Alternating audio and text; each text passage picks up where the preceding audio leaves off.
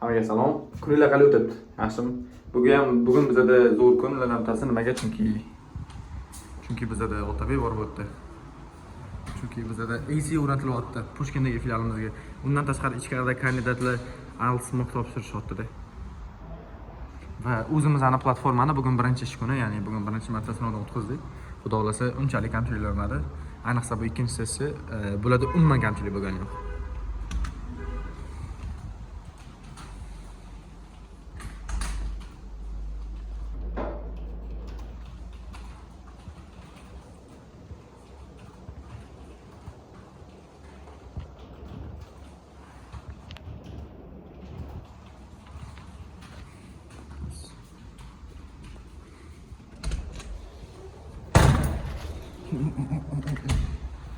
Va hozir men tashqariga chiqib gapiraman, chunki oldimda odamlar bor, bulardan uyalaman. Axir meni so'zlaringiz ham bor-ku, axir men introvertku men. Короче, kim nima deyishdan qat'iy nazar ashni o'zimni videoga olib ketaveraman. Va we got people here. They are working.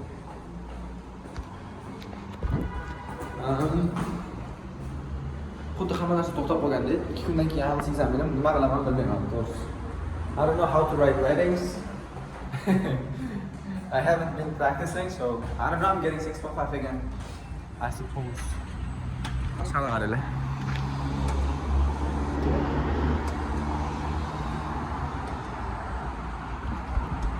This is how it looks.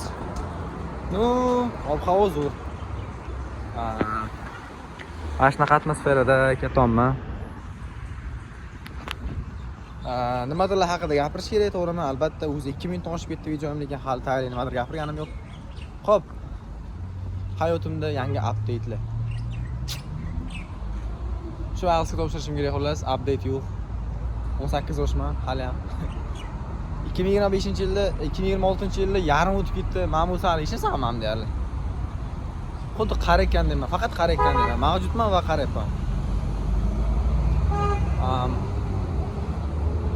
IELTSim ertadan keyindan keyin xolos.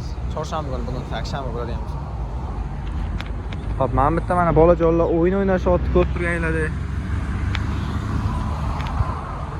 Ha, hozir Jizzaxdaman, Dortdaman. Pushkin filialidaman. Natsaqda.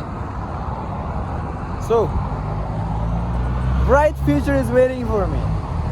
I'm gonna get 7.5 and I'll be teaching students in Tashkent. Then I'll get paid, brothers and sisters. I will be getting paid. I will be earning money for being support teacher at internation. Va IDPga shakar olamizmi? O'zi o'lsa 6 chiqmasa bo'ldi. Davomida. I don't know what to expect from my upcoming exam. But still, I'm sure that I'm getting C1. At least 7. I'm not sure actually. Damn! Oh, dars kattaligini qarang, orqamdagi. Kuchum.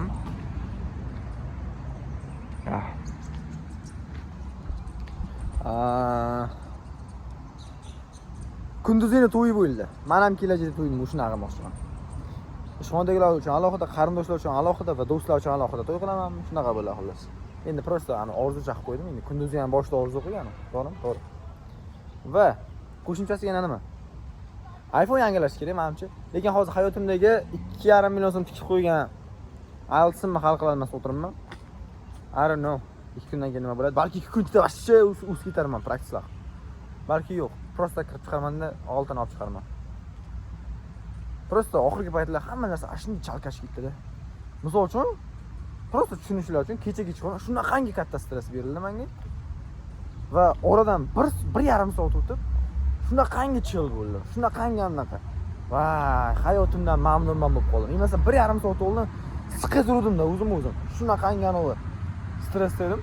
Keyin o'shani hisobiga ham o'ylab qoldim. Menimcha odamning yashashidan maqsad boyagi meaning, yashashdan maqsad yoki Men hayotni nima deydi?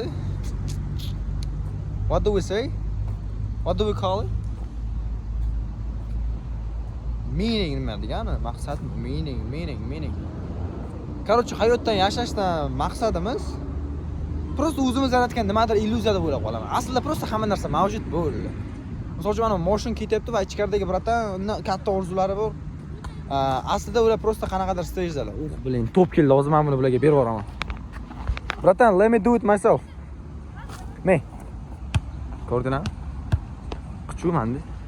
Oh, let's talk. SMS keldi. Ko'ramiz ham. Shunaqa gaplar-da. Короче, nima bo'lganda ham bu videodan maqsad nima edi o'zi? Maqsadga keladigan bo'lsak, nolmaylar hech qachon. People can do a lot of things, including you. Misol uchun bizda Umar butun boshli proyekt yaratdi. By using AI. Fuck. 3 years ago, I was stuck. I couldn't manage to write more than 100 lines code bo'ladim. Codes. I couldn't manage to. Fuck. Why am I talking in English? I cannot speak in English as good as I speak in Uzbek. Nima degani u? Nima bo'lyapti, guys? Xullas, nima bo'lganda ham shu ma'nosiz video bo'lib qolmasin deb turdim. Nimadir ish o'qitdik rolik, men yoshligimda rolik yaxshi ko'rardim.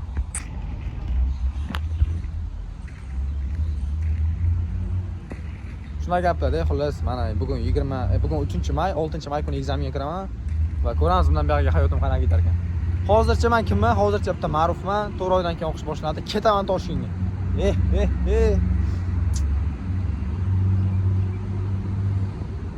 Shunaqa.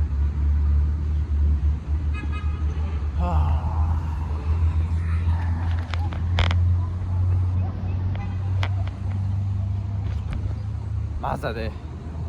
Endi nimadirlar o'qish, nimadirlar o'rganishga harakat qilaman faqat. Anaqa. Qanaqadir videolar ko'raman, yangi narsalar o'rganaman.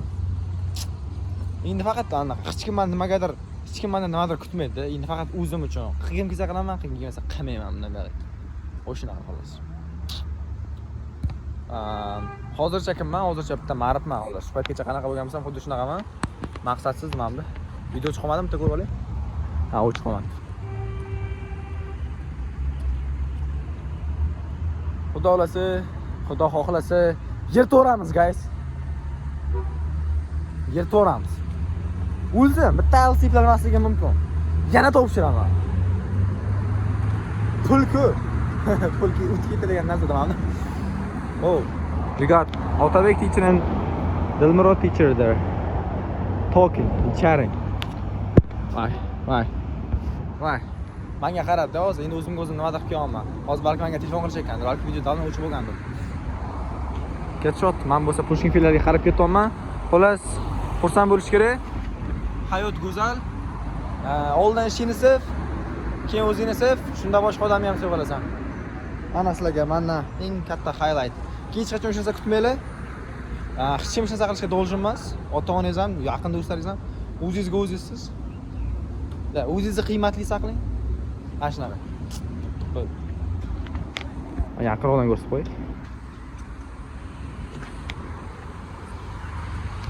Ciao.